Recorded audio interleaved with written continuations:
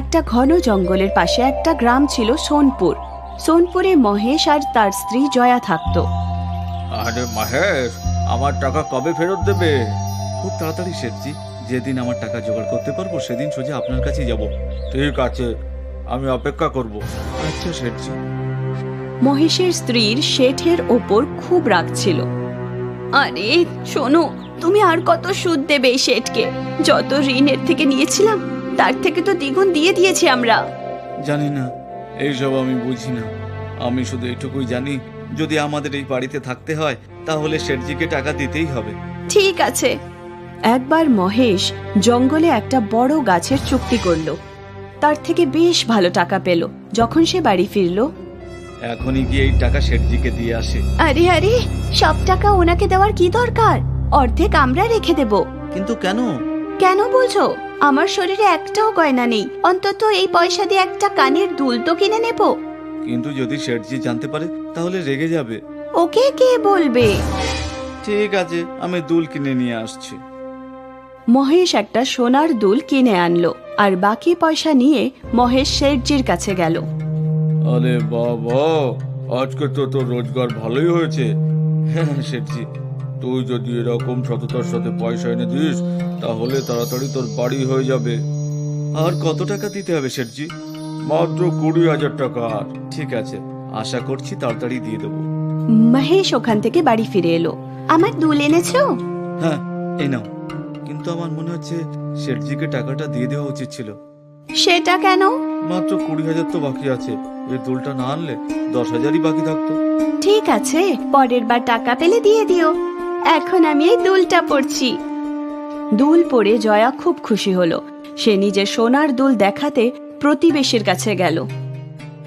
ও শিলা, দেখ, আমার স্বামী আমার জন্য সোনার দুল কিনে এনেছে। এটা তো খুবই সুন্দর দিদি, তাই না? জয়া গ্রামের সব মহিলাকে নিজের দুল দেখালো। রাতে যখন জয়া শুয়েছিল তখন একটা চোর জয়ার দুল চুরি করে আর পালিয়ে গেল। পরের দিন সকালে, হে ভগবান, আমার কানের দুল! হে ভগবান, আমার দুলগুলো চুরি হয়ে গেছে। তুমি কাকে দুলগুলো দেখিয়েছিলে? কাউকে না, শুধু শিলাকে, বিমলাকে, প্রভাকে। সারা গ্রামে তো ঢাক বাজিয়ে দিয়েছো আর বলছো কাউকে দেখাওনি। তোমার বুদ্ধি তো হাঁটুতে আছে। তার থেকে তো ভালো হতো আমি এই টাকাটা শেঠজিতে দিয়ে দিতাম। বোকা মহিলা।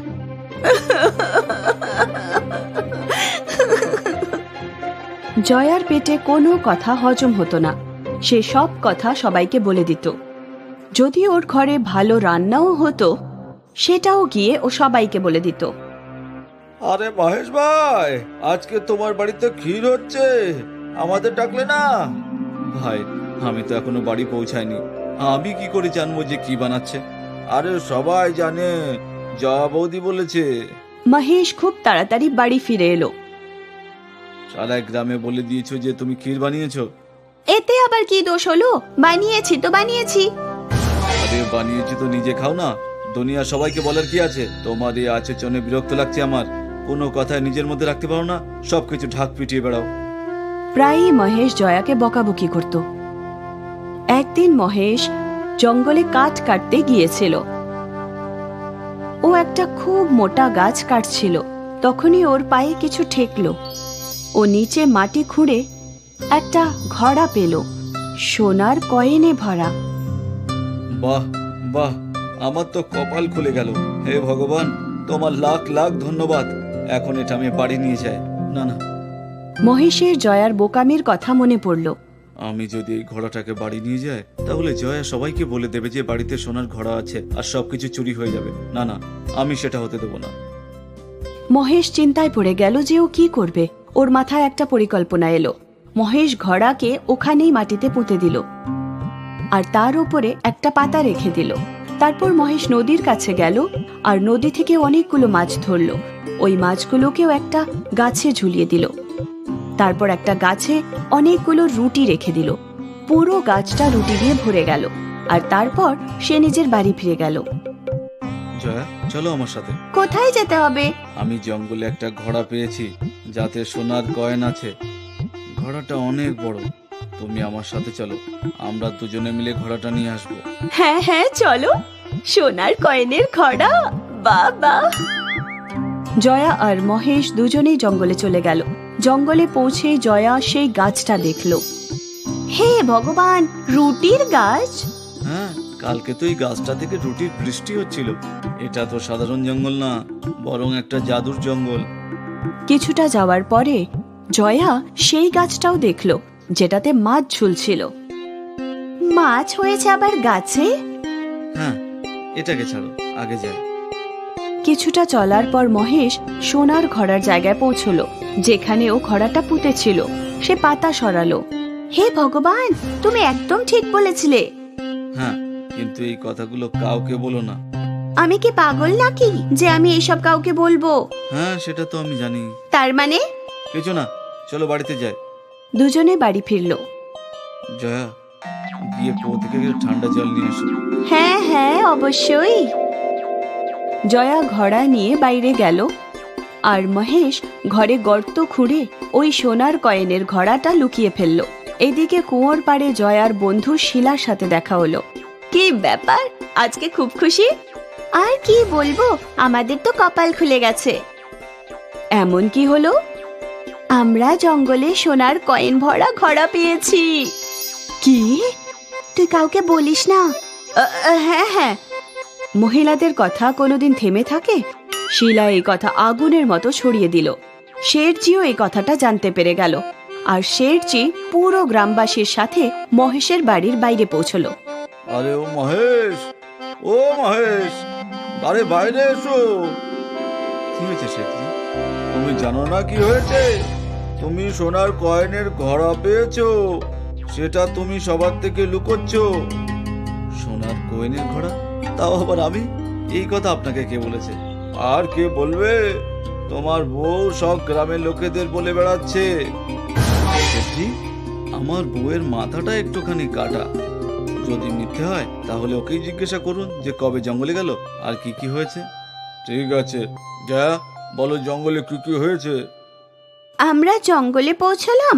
ওটা কোনো সাধারণ জঙ্গল নয়, জাদুই জঙ্গল। ওখানে একটা গাছে রুটি ঝুলছিল, অদ্ভুত ছিল। তারপর এগিয়ে গেলাম, একটা গাছে মাছ ঝুলছিল। তারপর যখন আমরা আরো এগিয়ে গেলাম, তখন আমরা ওখানে সোনার কয়েনের ঘোড়া পেলাম, যেটা আমরা বাড়ি নিয়ে এলাম। শুনলেন তো শেঠজি, যদি বিশ্বাস না হয় তাহলে আমার ঘরে খুঁজে দেখুন। বলা, গিয়ে দেখ ঘরে কিছু আছে কি নাকি। শেঠজির লোকেরা ঘরে খুঁজে দেখলো, কিন্তু ওরা সোনার কয়েনের ঘোড়া কোথাও পেল না। এবার তো আপনার বিশ্বাস হচ্ছে? আমার কাছে কোনো সোনা নেই শেঠজি। যদি থাকতো তাহলে আপনার দেনা শোধ করে দিতাম না। সেটা তো ঠিকই। শেঠজির সাথে সমস্ত গ্রামবাসী চলে গেল। ওদের যাওয়ার পরে মহেশের মুখে হাসি ফুটলো। এবার আরামে জীবন কাটাবো। অন্তত এখন আর জয়ের কথা কেউ বিশ্বাস তো করবে না। আমার সোনাও সুরক্ষিত থাকবে। আরে শোনো, এইসব সত্যি হয়েছিল না? তাহলে লোক কেন আমার কথা শুনছে না?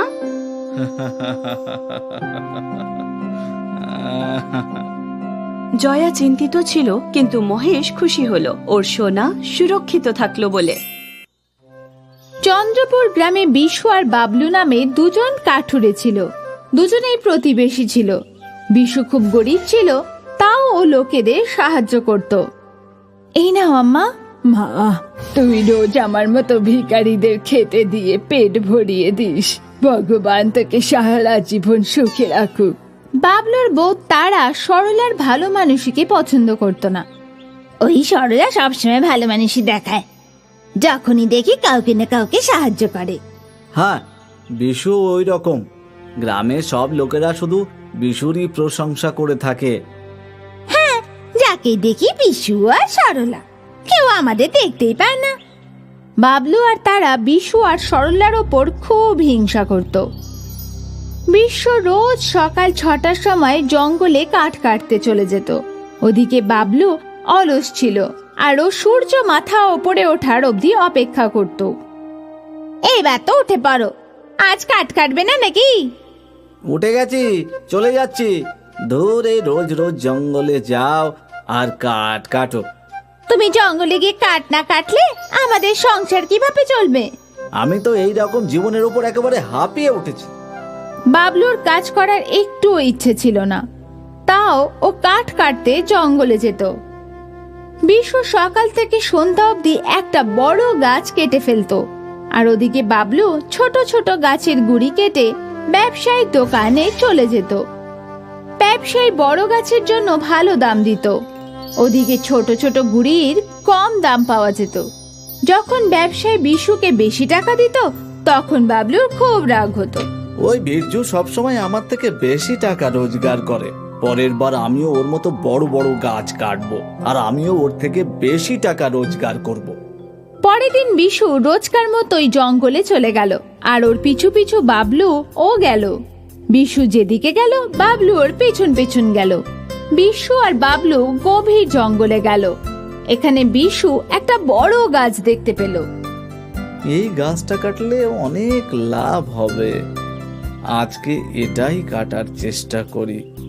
বাবলু একটা বড় গাছ খুঁজে নিল, আর ও কাটতে শুরু করে দিল।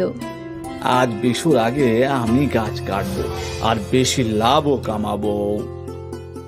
বিশু গাছের সামনে হাত জোড় করে প্রার্থনা করলো, আর তারপর ওর কুঠার তুললো। কিন্তু যখনই বিশু কুঠার দিয়ে গাছ মারতে গেল, ওই গাছ কথা বলল। দাঁড়াও, আমি একটা জাদু গাছ। আর বলার পরেই পুরো গাছ সোনার হয়ে গেল। সোনার গাছের আলোতে বিশুর চোখ ঝলসে গেল। আমি জানি যে তুমি একজন কাঠুরে, আর গাছ কেটে তোমার সংসার চলে, কিন্তু আমায় ছেড়ে দাও। তার বদলে আমি তোমায় সোনার ফল দিচ্ছি, এতে তোমার সারা জীবন ভালোভাবে কেটে যাবে। ধন্যবাদ, এত সোনা দিয়ে তো আমি সবাইকে সাহায্য করতে পারবো। আর কখনো যদি টাকার দরকার হয় তাহলে ফিরে এসো। তোমার মতো ভালো মানুষকে সাহায্য করলে আমি খুশি হব। ধন্যবাদ। বিশু ওই সব সোনার ফল নিয়ে যেতে লাগলো। রাস্তায় বাবলু ওর হাতে সোনার ফল দেখে নিল। আরে আরে আরে, সোনার ফল, তাও আবার এতগুলো! মনে হচ্ছে বিশু কোনো জাদু গাছ পেয়েছে। আমার সোনার ফল চাই, আমি ওই সোনা দেওয়া গাছকে খুঁজেই ছাড়বো। এই উদ্দেশ্য নিয়ে বাবলু ওর কুঠোর তুললো, আর সব গাছে কুঠার দিয়ে মেরে যাচাই করলো। এটাও না, এটাও না, এগুলো তো সব সাধারণ গাছ। ওই জাদু গাছ কোথায় আছে? বেজু এই রাস্তা দিয়ে এসেছিল, আমার ওই পায়ের ছাপ খোঁজা উচিত। বিশুর পায়ের ছাপ খুঁজে খুঁজে বাবলু এই জাদু গাছের সামনে পৌঁছে গেল। পায়ের ছাপ তো এখানেই শেষ হচ্ছে, তার মানে এই সেই গাছ। বাবলু কিছু না ভেবেই ওর কুঠার তুললো। দাঁড়াও, কে বললো? আমি কোনো সাধারণ গাছ না। এত সোনা, আমি যদি পুরো গাছ কেটে ফেলি তাহলে আমি এই পৃথিবীর সবচেয়ে ধনী ব্যক্তি হয়ে যাব। তুমি তো খুবই লোভী মানুষ মনে হচ্ছে। হ্যাঁ, আমি তোমায় কাটতে চলেছি। দাঁড়াও, আমি তোমায় সোনার ফল দিতে পারি। আমি কি বোকা নাকি যে ওইটুকু সোনার ফল নিয়ে যাব, যখন আমার সামনে সোনার গাছ আছে? বাবলু কুঠার দিয়ে মারতে চাইলো। দাঁড়াও, আমি তোমাকে অনেক সোনা দিতে পারি, ভেবে দেখো। না না না, তোমাকে পুরোটা কেটে ফেলবো আর সোনা বিক্রি করে পৃথিবীর সবচেয়ে ধনী ব্যক্তি হয়ে যাব। বাবলু গুড়ির একদিক কাটার জন্য 2-3 বার মারার পরে ওই গুড়ির একটা টুকরো কেটে গেল। কিন্তু গাছ থেকে আলাদা হতেই ওই টুকরো সাধারণ গুড়িতে বদলে গেল। ইয়ে কি, তুমি আমায় একটুখানি কেটেছো, এবার দেখো। সোনার গাছটা জোরে জোরে তার ডাল নাড়ালো, আর ওর ডাল দিয়ে বড় কাঁটা বেরোলো, আর ওই কাঁটা দিয়ে গাছ বাবলুর ওপর আক্রমণ করলো। আরে রে রে রে রে, এ কি করছো? তোর ভিতরে তো অনেক লোভ আছে না? আরেকবার গাছের কাঁটা গাছের ডাল থেকে বাবলুর শরীরে ঢুকে গেল।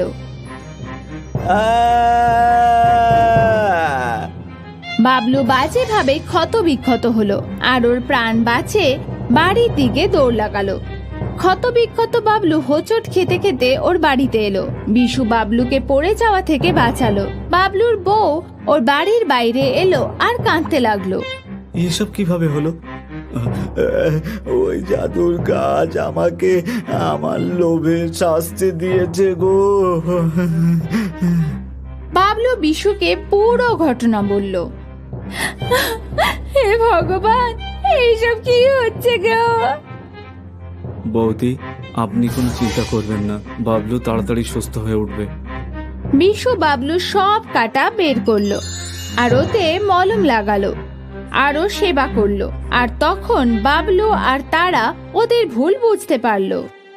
ভাই, আমি তোমার ব্যাপারে খুব ভুল ভেবেছিলাম গো, আমায় ক্ষমা করে দাও। কোনো ব্যাপার না।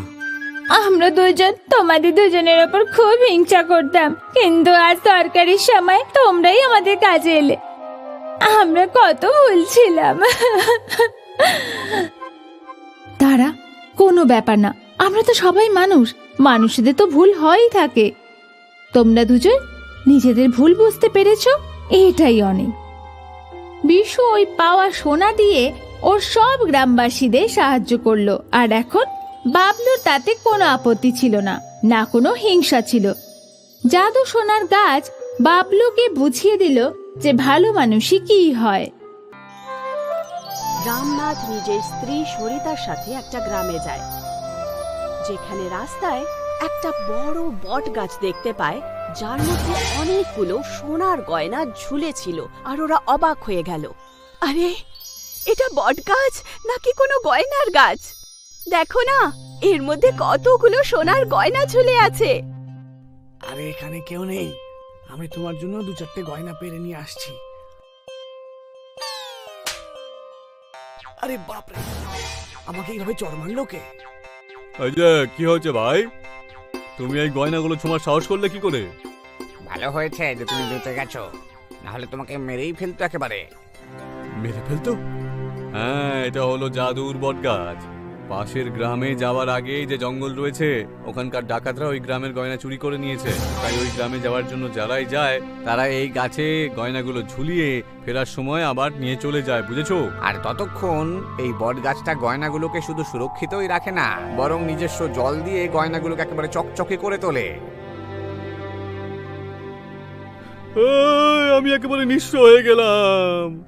যদি তোমাদের কথা শুনে এই গাছে আমি গয়নাগুলো ঝুলিয়ে যেতাম, তাহলে ওই ডাকাতগুলো আমার গয়নাগুলো চুরি করতে পারতো না। আরে আমরা তোমাকে কতবার বুঝিয়েছিলাম, আর তোমার বন্ধুও তো তোমাকে বুঝিয়েছিল। ও তো নিজের গয়না এখানে ঝুলিয়েই গেল। হ্যাঁ, কিন্তু এই দাদু বিশ্বাসই করলো না। 2 লক্ষ টাকার গয়না হারিয়ে বসলো। দাও, আমার গয়না তো রয়ে গেছে, কই আমারগুলো দাও তো। হ্যাঁ হ্যাঁ, দেবো দেবো। তা তোমার নাম রামদিন, তাই না? এই হলো তোমার গয়না, দেখে নাও, একদম সুরক্ষিত। আর বট দেবতার দয়ায় তোমার গয়না একেবারে চকচকে হয়ে গেছে। দেখো দেখো দেখো। আরে কিন্তু আমার 2 লক্ষ টাকার গয়না, যদি আমি তোমাদের কথা শুনতাম তাহলে। আরে বাপরে, গয়না তো আমাদের কাছে অনেক আছে, যদি চুরি হয়ে যায় তখন? আরে আমার মতন মূর্খামি করো না বোন, এখানে ঝুলিয়ে দিয়ে যাও, ফেরার সময় গয়নাগুলো নিয়ে যেও। ওনার কথা শুনে রামনাথ আর সরিতা নিজের গয়না বার করে গাছে ঝুলিয়ে দিয়ে নিশ্চিন্ত মনে ওখান থেকে চলে যায়।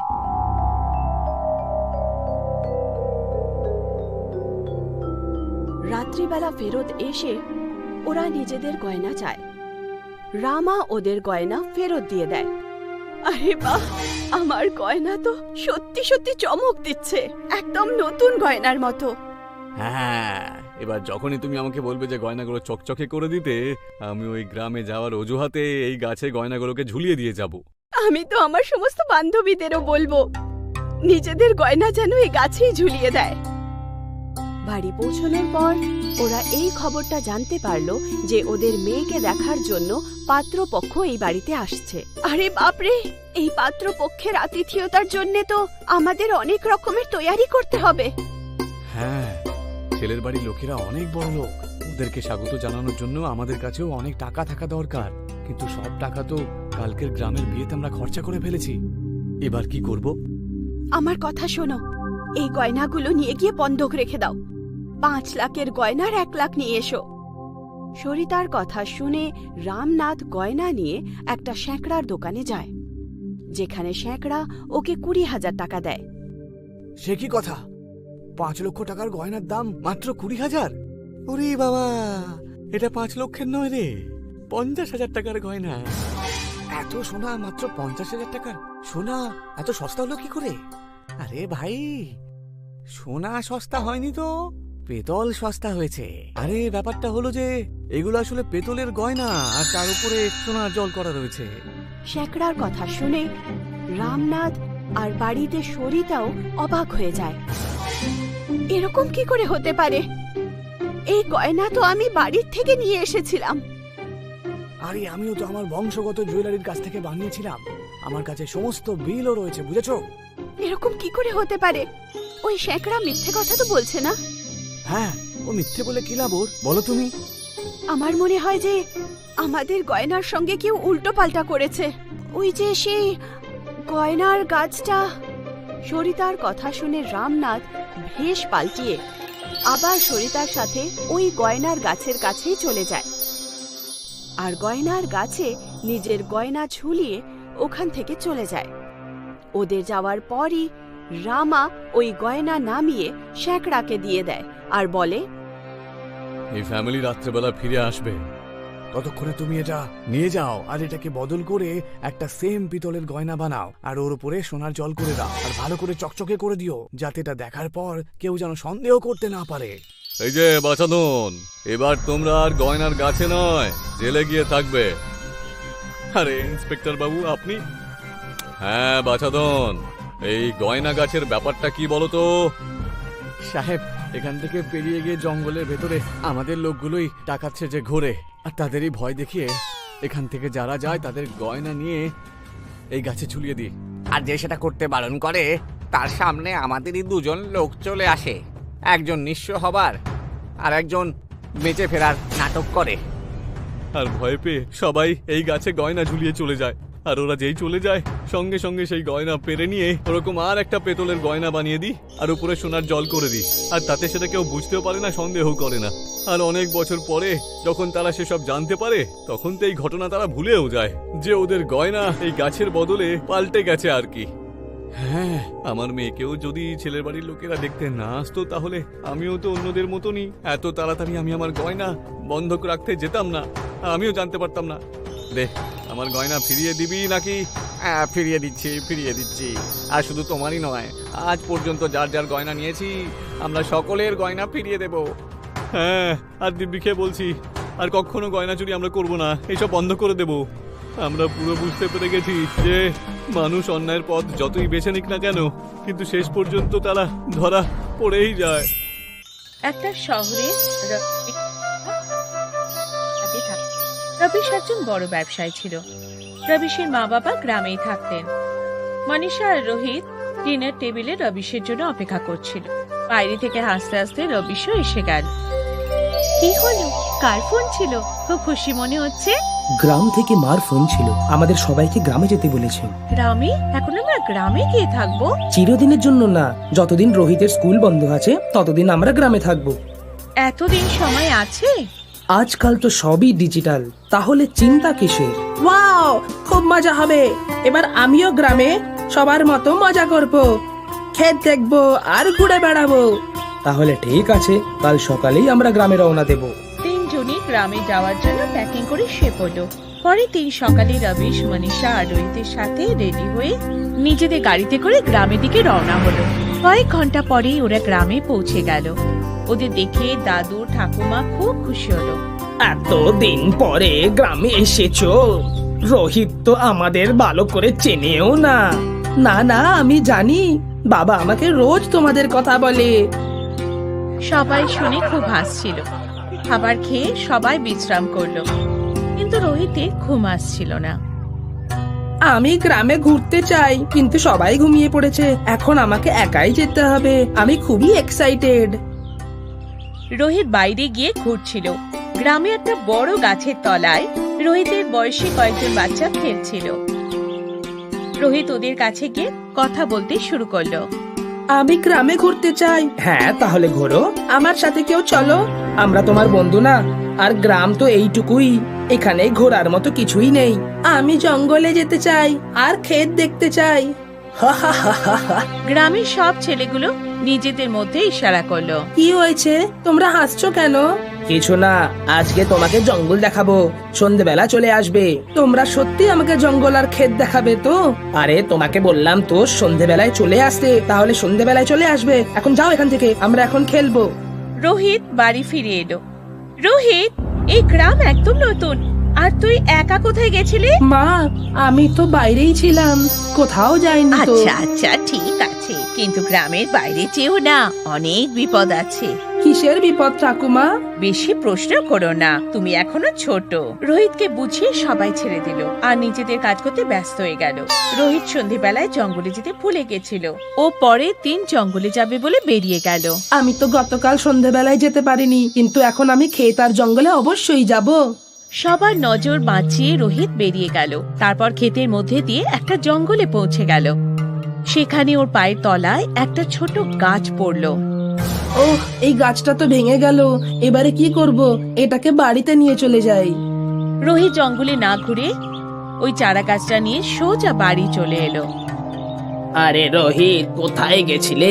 আর এই গাছটা কোথা থেকে নিয়ে এসেছো? এটা তো এখানে বাইরেই ছিল। দাদু রোহিতের সঙ্গে কথা বলছিলেন, তখন রবিশও চলে এলো। একটা খুব জরুরি কাজ আছে, আমাদের আজকেই শহরে ফিরে যেতে হবে। কিন্তু কালকেই তো এসেছিস, তাহলে কেন এত তাড়াতাড়ি চলে যেতে হবে? খুবই জরুরি কাজ আছে। রবিশ মনীষা আর রোহিতকে তাড়াতাড়ি রেডি হয়ে গাড়িতে বসতে বলল। দুজনে তাই করলো। রোহিত ওই ভাঙা গাছটা নিয়ে গাড়িতে উঠে বসলো। তারপর গাড়িটা শহরের দিকে চলে গেল। কি হয়েছে? আমরা এত তাড়াতাড়ি ফিরে যাচ্ছি কেন? বাড়িতে চুরি হয়েছে আর কোম্পানিতেও লোকসান হয়েছে। আমরা পুরো শেষ হয়ে গেছি। কি? সব শেষ হয়ে গেল? হ্যাঁ, এবার গিয়ে দেখতে হবে কি কি হয়েছে আর কি করে হয়েছে। কিছুক্ষণ পরে ওরা নিজেদের বাড়ি পৌঁছে গেল। ঘরে ঢুকে দেখলো সবকিছু চুরি হয়ে গেছে। রবিশের গাড়িটাও পরের দিন চলে গেল। তিনজন মাটিতে বসে পড়ল আর রোহিত গাছটা এক কোনায় রেখে দিল। এবার আমরা কোথায় যাব? ভগবানের উপর বিশ্বাস রাখো, সবকিছু ঠিক হয়ে যাবে। কি হবে এবার? আমি তো কিছু বুঝতে পারছি না। একটু তো সময় দাও, সব ঠিক হয়ে যাবে। আমি ততক্ষণ গাছের ছিঁড়ে যাওয়া পাতাটা লাগানোর চেষ্টা করছি। রোহিত গাছটার কাছে গিয়ে একে চেঁচিয়ে উঠল। বাবা, মা, তাড়াতাড়ি এসো। আমার মাথাটা এমনিতেই খারাপ হয়ে আছে, তুমি কেন চেঁচাচ্ছ আবার? তুমি এসে দেখো এটা কি। দুজনে উঠে এসে গাছটাকে দেখে তাদের মাথা খারাপ হয়ে গেল, কারণ গাছটায় সোনার কয়েন ঝুলছিল। ওরা সব কটা কয়েন নিয়ে চারা গাছটাকে গার্ডেনে লাগিয়ে দিল। এ তো অবাক কাণ্ড হয়ে গেল। দেখলে ভগবান আমাদের কথা শুনেছেন। রাতে খাবার খেয়ে তিনজনে শুয়ে পড়লো। সকালে উঠে যখন দেখলো তখন অবাক হয়ে গেল, কারণ ওই গাছটা একটা বড় গাছ হয়ে গেছে আর সেই গাছে ফলের জায়গায় অনেক সোনার কয়েন ঝুলছিল। এসব দেখে ওদের খুশির কোনো শেষ ছিল না। ওরা সব কয়েনগুলো একসাথে জড়ো করলো। এখন রোজই গাছ থেকে সোনার কয়েন পাওয়া যাচ্ছিল। কিছুদিনের মধ্যেই ওরা অনেক বড়লোক হয়ে গেল।